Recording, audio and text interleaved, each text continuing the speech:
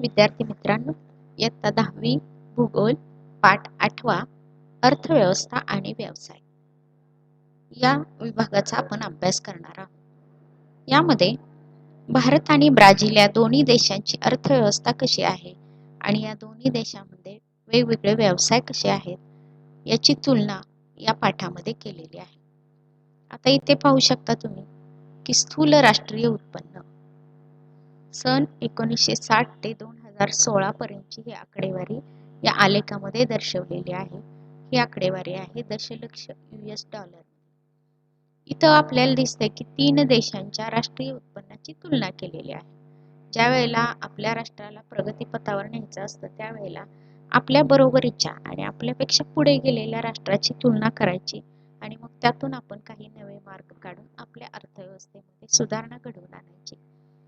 यासाठी हा अभ्यास केलेला असतो आणि त्यामुळे स्थूल राष्ट्रीय उत्पन्नाचा तुलनात्मक अभ्यास करताना इथं डाव्या बाजूला आकडेवारी दिलेली आहे। दशलक्ष US डॉलर मध्ये ही आकडेवारी आहे आणि ब्राझील या देशाचा निळा रंग आहे, भारत लाल रंगाने दाखवलेला आहे आणि संयुक्त संस्थाने यांचा स्तंभ जो आहे तो पोपटी रंगाने दाखवलेला आहे। अशा प्रकारे स्तंभालेखातून ही आकडेवारी दर्शवलेली आहे। इथं पाहिलं आपण की 1960 ची ही आकडेवारी आहे। या ठिकाणी भारत आणि ब्राझील यांची आकडेवारी फारशी उपलब्ध असल्याचं दिसत नाही, फक्त इथं पुसटशी रेषा दिसते, म्हणजे अतिशय अल्प उत्पन्न होतं यांचं। आणि अमेरिकेचं उत्पन्न जे होतं ते 1000 दशलक्ष US डॉलर पेक्षा कमी होतं, म्हणजे 500 दशलक्ष डॉलर असं म्हणू शकतो आपण। 0 ते 100, 200, 400, 600, 800, 1000, 1100 ते 1900 दशलक्ष डॉलर पर्यंत हे उत्पन्न दाखवलेलं आहे। आता इथं 1960 ला अमेरिकेचं 50 दशलक्ष डॉलर एवढं उत्पन्न होतं। नंतर पुढे जाऊन 1980 ची ही आकडेवारी आहे। 1980 च्या आकडेवारीमध्ये निळा रंग जो आहे तो ब्राझीलचा आहे, भारताचा लाल रंग आणि अमेरिकेचा पोपटी रंग आहे। याच्यामध्ये भारत आणि ब्राझीलच्या उत्पन्नात थोडीशी वाढ झाल्याचं दिसतं आणि ब्राझीलपेक्षा भारताचं उत्पन्न थोडं तसं कमीच आहे, पण संयुक्त संस्थान किंवा अमेरिकेचं मात्र उत्पन्न जास्त आहे। ते किती आहे तर जवळजवळ 300 दशलक्ष डॉलरच्या थोडंसं कमी आहे। त्यानंतर पुढची आकडेवारी बघूया। 2000 या वर्षाची आकडेवारी, यामध्ये ब्राझीलचं उत्पन्न जास्त आहे, भारताचं त्यापेक्षा कमी आहे आणि अमेरिकेची संयुक्त संस्थाने यांचं मात्र प्रचंड मोठं उत्पन्न दिसतंय आपल्याला। जवळजवळ 1000 दशलक्ष डॉलर पेक्षाही पुढं एवढं उत्पन्न आहे त्यांचं। आणि पुढे 2016 ची आकडेवारी दिलेली, यामध्ये भारत आणि ब्राझीलच्या उत्पन्नामध्ये राष्ट्रीय उत्पन्नात थोडीशी भर पडलेली, पण तरी सुद्धा अमेरिकेच्या संयुक्त संस्थांच्या मानाने ते अतिशय अल्प आहे। ब्राझीलचं उत्पन्न पाहता 100 दशलक्ष डॉलर पेक्षा थोडंसं जास्त आहे आणि भारताचं 200 दशलक्ष डॉलर एवढं उत्पन्न आहे आणि त्याच वेळेला अमेरिकेची संयुक्त संस्थाने त्यांचं उत्पन्न मात्र 1800 दशलक्ष US डॉलर पेक्षाही जास्त आहे। याचा अर्थ असा होतो की फार पूर्वीच्या काळापासून 1960 पासून ते आतापर्यंतच्या काळामध्ये जर विचार केला तर नेहमीच संयुक्त संस्थांचं राष्ट्रीय उत्पन्न हे जास्त राहिलेलं आहे। राष्ट्रीय उत्पन्न म्हणजे काय तर एकूण वर्षभरात त्या देशामध्ये जेवढे उद्योग व्यवसाय झाले त्यातून मिळालेलं उत्पन्न त्याला स्थूल राष्ट्रीय उत्पन्न असं म्हणतात। मग प्राथमिक व्यवसाय असतील, द्वितीयक असतील, तृतीयक असतील, या सगळ्या उत्पन्नाच्या मार्गातून त्यांना किती उत्पन्न मिळालं ते स्थूल राष्ट्रीय उत्पन्न असं म्हटलं जातं। तर सुरुवातीपासून ते आतापर्यंत 2016 पर्यंत जर आपण तुलना केली तरी एवढ्या पूर्ण कालावधीमध्ये ब्राझील आणि भारत हा राष्ट्रीय उत्पन्नाच्या बाबतीत कमीच दिसतो आपल्याला, त्या मानाने मग संयुक्त संस्थाने अमेरिका हा जास्त मोठ्या प्रमाणावर प्रगतीपथावर आहे, हे आपल्याला याच्यातून सांगता येतं. पुढे पाहूया आपण, कोणत्याही देशाची अर्थव्यवस्था जी असते ना, ती त्या देशातील व्यवसाय काय आहे, त्या व्यवसायांचे प्रकार काय आहेत आणि तिथला विकास किती झालेला आहे त्या देशाचा, यावरती अवलंबून असते. मग आपण म्हणतो बघा, विकसित अर्थव्यवस्था, अविकसित अर्थव्यवस्था आणि विकसनशील अर्थव्यवस्था. याची उदाहरणं द्यायची म्हटलं तर मग अमेरिकेची विकसित अर्थव्यवस्था, भारत आणि ब्राझील सारख्या देशांची विकसनशील अर्थव्यवस्था म्हणजे विकास होण्याच्या मार्गावर असलेली अर्थव्यवस्था, आणि अविकसित अर्थव्यवस्था आफ्रिकेतले काही देश असतील किंवा दक्षिण अमेरिकेतले काही देश असतील, अगदी कमी प्रगती असलेले देश, त्याला म्हणायचं अविकसित अर्थव्यवस्था. अशा पद्धतीने आपल्याला असं म्हणता येतं की कोणत्याही देशाची अर्थव्यवस्था ही त्या देशाचे व्यवसाय, त्यांचे प्रकार आणि व्यवसायाचा विकास कितपत झाला यावर अवलंबून आहे. या ठिकाणी आपल्याला विभाजित वर्तुळ दिलेले, वर्तुळालेख म्हणायचे याला. या डाव्या बाजूला ब्राझील आणि उजव्या बाजूला भारत अशी तुलना केल्याचं दिसते आपल्याला. आपण सुरुवातीला पाहूया सूची. सूचीमध्ये निळा रंग जो आहे तो प्राथमिक व्यवसायाचा आहे, नंतर द्वितीयक व्यवसायाचा पिवळा रंग आहे, केशरी रंग आहे, आणि तृतीयक व्यवसायाचा तपकिरी रंग आहे, करडा रंग आहे. अशा पद्धतीनं 3 प्रकारे आपल्याला या ठिकाणी तुलना करून दिलेली आहे. आता आपण बघूया, पहिला जो विभाजित वर्तुळाचा आलेख आहे, स्थूल अंतर्देशीय उत्पादनात व्यवसाय निहाय योगदान. व्यवसाय म्हणजे आता तुम्हाला 8वी पर्यंत शिकलाय तुम्ही की प्राथमिक व्यवसाय, द्वितीयक व्यवसाय, तृतीयक व्यवसाय. 9वी मध्ये याचा पूर्ण अभ्यास आपण केलेला आहे. प्राथमिक व्यवसायामध्ये शेती, मासेमारी, खाणकाम याचा समावेश होतो. द्वितीयक व्यवसायामध्ये काय असतं की सर्व प्रकारची कारखानदारी असते, आणि तृतीयक व्यवसायामध्ये काय असतं की सेवा व्यवसाय. मग ह्याच्यामध्ये बँकिंग सेवा असतील, इंटरनेट सेवा, अशा प्रकारच्या सेवा, वैयक्तिक कराराच्या सेवा असतील, डॉक्टर, वकील यांच्या. मग हे तृतीयक व्यवसाय. आणि चतुर्थक व्यवसाय तो पण आपण शिकलेलो आहोत की संशोधन हा चतुर्थक व्यवसाय आहे. मग आता सुरुवातीला आपण बघूया ब्राझील. सूचीप्रमाणे पाहता ब्राझीलमध्ये प्राथमिक व्यवसायामध्ये 5.5% लोकांचं योगदान आहे, किंवा 5.5% एवढं उत्पन्नाचा वाटा आहे. द्वितीयक व्यवसायामधून 27.5% एवढा उत्पन्नाचा वाटा आहे, तर तृतीयक व्यवसायामध्ये 67% एवढं उत्पन्नाचा व्यवसायाचा वाटा आहे. भारताची तुलना करता तोच वाटा किती आहे, इकडं 57 एवढा आहे, म्हणजे तृतीयक व्यवसायातील वाटा 57 आहे. भारतात प्राथमिक व्यवसाय म्हणजे शेती आणि तत्सम व्यवसायांशी योगदान जे आहे ते 17 एवढं आहे, 17%, आणि द्वितीयक व्यवसाय 26% आणि तृतीयक व्यवसाय मात्र 57%. तर दोन्हींची जर तुलना केली तर इकडं 67% आणि भारताकडं 57%, म्हणजे आपल्याला तृतीयक व्यवसायामध्ये अजूनही व्यवसायाच्या संधी उपलब्ध आहेत, किंवा इथं प्रगती करण्यासाठी संधी आहे आपल्याला, असं आपण याच्यातून शिकू शकतो, किंवा याच्यातून आपल्याला अशा प्रकारे माहिती मिळू शकते.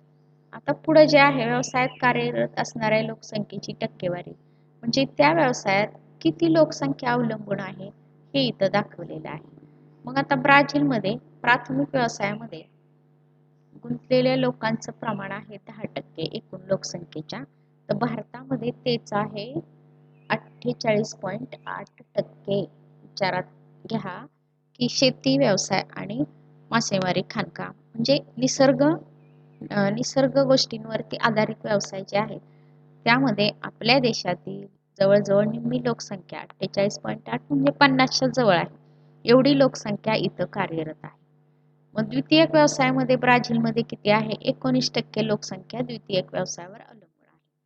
आपल्या भारतामध्ये 24.3% लोकसंख्या द्वितीयक व्यवसायावर अवलंबून आहे. तृतीयक व्यवसायाचा विचार करता, सेवा क्षेत्राचा विचार करता एकूण लोकसंख्येच्या 71% लोक ह्या व्यवसायात गुंतलेले आहेत आणि हे विचारात घेण्यासारखी गोष्ट आहे. भारतामध्ये मात्र हेच प्रमाण 26.9% एवढं आहे. म्हणजे आपल्याला काय करायला पाहिजे की प्राथमिक व्यवसायावरचं अवलंबित्व कमी करून आपल्याला तृतीयक व्यवसायावरचं अवलंबित्व वाढवलं पाहिजे किंवा त्या ठिकाणी लोकांना रोजगाराच्या संधी उपलब्ध झाल्या पाहिजे किंवा त्या ठिकाणी लोकांनी काम केले पाहिजे. हे आपल्याला ह्याच्यातून तुलना करून शिकता येईल किंवा इथं प्रगती करण्यासाठी आपल्याला संधी आहे.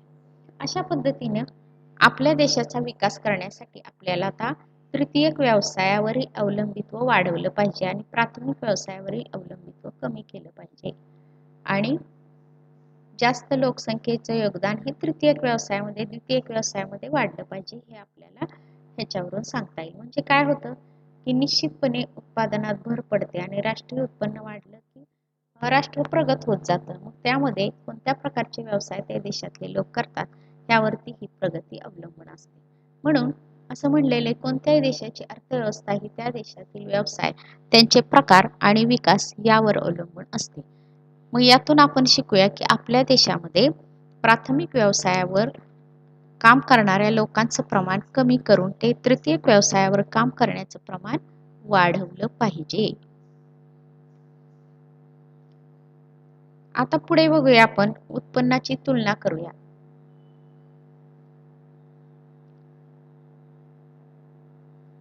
उत्पन्न तुलना करताना भारत आणि ब्राझीलच्या उत्पन्नाची तुलना करू आपण. तसंच अमेरिकेची पण तुलना करू. आलेखामध्ये दाखवलेलं होतं त्याप्रमाणे भारताचे राष्ट्रीय उत्पन्न ब्राझीलपेक्षा अधिक आहे. ब्राझील हा देश जगात खाणकाम, शेती आणि वस्तू निर्माण उद्योगात अग्रेसर असून या देशातील सेवा व्यवसाय ही मोठ्या प्रमाणात आहेत. आपण आलेखामध्ये पाहिलं की भारताचं राष्ट्रीय उत्पन्न ब्राझीलपेक्षा जास्त आहे आणि ब्राझील हा देश खाणकाम, शेती आणि वस्तू निर्मिती या उद्योगामध्ये अग्रेसर आहे. तसंच सेवा क्षेत्रात त्यांचे योगदान जास्त आहे. आता दुसरा मुद्दा आपल्याला यातून मिळाला की भारतातील सेवा व्यवसाय वाढत असले तरी शेती हाच प्रमुख व्यवसाय आहे. तिसरा मुद्दा मिळाला ब्राझीलची अर्थव्यवस्था सुद्धा मिश्र स्वरूपाची आहे. दोन्ही देशांची अर्थव्यवस्था विकसनशील आहे म्हणजे प्रगती होण्याच्या मार्गावर आहे आणि त्यांचे राष्ट्रीय उत्पन्न दरडोई उत्पन्न अमेरिकेच्या म्हणजे संयुक्त संस्थांच्या तुलनेत अतिशय कमी आहे. आता अमेरिकेकडे म्हणजे जे विकसित देश आहेत या देशांकडे, विकसित देश म्हणजे आपण संयुक्त संस्थाने अमेरिका असं गृहीत धरलेलं आहे. त्याच्यामध्ये काय आहे की अनेक वस्तूंची निर्मिती केल्यानंतर त्या निर्मितीचा व्यावसायिक हक्क किंवा पेटंट जे असतं ते स्वतःकडे घेतात. म्हणजे या देशांकडे अनेक स्वामित्व हक्क, पेटंट्स आणि आधुनिक तंत्रज्ञान, यांत्रिक बळाचे सामर्थ्य आहे. त्यामुळे राष्ट्रीय उत्पन्नाच्या बाबतीत हा देश ब्राझील व भारतापेक्षा खूपच पुढे आहे. म्हणजे अमेरिकेची संयुक्त संस्थाने हा देश राष्ट्रीय उत्पन्नाच्या बाबतीत का पुढे आहे त्यातल्या महत्त्वाच्या गोष्टी आहेत की कुठल्याही वस्तूची निर्मिती केल्यानंतरचे त्याचे उत्पादनाचे स्वामित्व हक्क म्हणजे पेटंट हे त्या देशाने स्वतःकडे ठेवलेले आहेत. याशिवाय ते आधुनिक तंत्राचा वापर करतात. यांत्रिक बळाचे सामर्थ्य इथं वापरलं जातं. म्हणजे जास्तीत जास्त उद्योग व्यवसाय यंत्रात केले जातात किंवा वस्तूचं उत्पादन यंत्राद्वारे केले जाते. त्यामुळे त्याला क्वालिटी असते किंवा त्या वस्तू सुपेरियर असतात, चांगल्या असतात म्हणून जागतिक बाजारपेठेत त्याला खूप मागणी असते. म्हणून मग यांचं उत्पन्न जास्त असतं. मग ह्यातून आपल्याला असं शिकता येईल की भारत आणि ब्राझील या दोन्ही देशांनी सुद्धा काय केलं पाहिजे, आधुनिक तंत्रज्ञान वापरलं पाहिजे, यंत्रांची जोड दिली पाहिजे आणि उत्पादनाचं स्वामित्व स्वतःकडे राहण्यासाठी संशोधन झालं पाहिजे किंवा वस्तू निर्मिती स्वतः केली पाहिजे. तरच आपली प्रगती होऊ शकते. भारत आणि ब्राझील हे देश विकसनशील देश आहेत.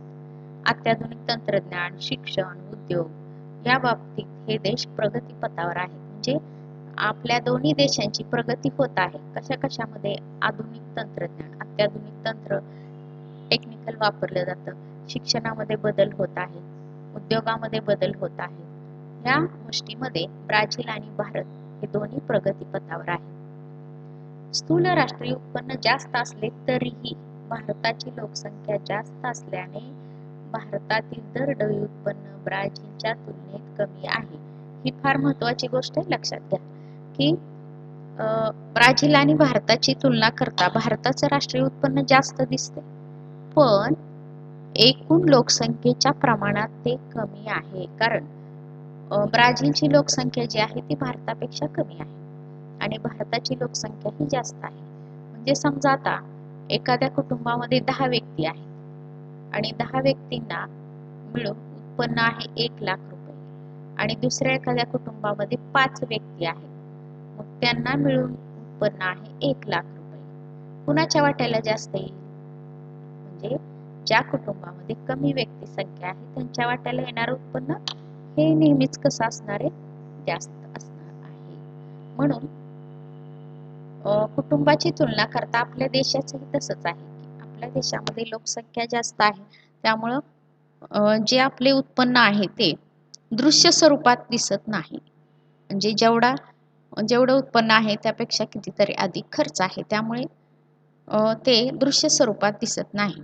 ब्राझीलने आपल्यापेक्षा कमी प्रगती केली, त्यांचं उत्पन्न कमी असलं तरी लोकसंख्येच्या मानाने ते त्यांना भरपूर आहे. म्हणून आपण काय केलं पाहिजे की लोकसंख्येच्या मानाने अजून आपलं उत्पन्न वाढवलं पाहिजे आणि त्यासाठी नव्या नव्या उद्योगांची व्यवसायांची उभारणी करून, पेटंट मिळवून, आधुनिक तंत्रज्ञानाचा वापर करून, यांत्रिक पद्धतीची शेती करून, नवे नवे संशोधन करून आपल्याला ब्राझीलच्या तुलनेमध्ये प्रगती करता येईल. हे एवढं आपण ह्याच्यामधून शिकलो. दोन्ही देशांना अमेरिकेच्या प्रमाणे संयुक्त संस्थांप्रमाणे प्रगती करायची असेल तर मग काय काय गोष्टी केल्या पाहिजेत हे आपण याच्यातून शिकलो.